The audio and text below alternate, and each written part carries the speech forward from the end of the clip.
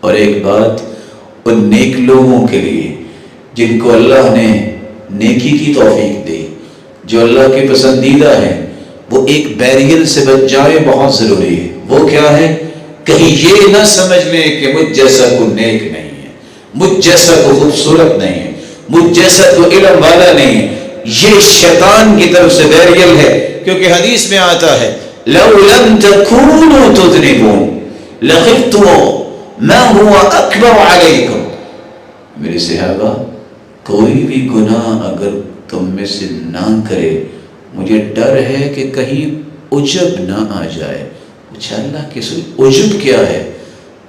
کہا کوئی یہ سوچ لے کہ میرے جیسا ہے ہی کونی، وہ برباد ہو گیا۔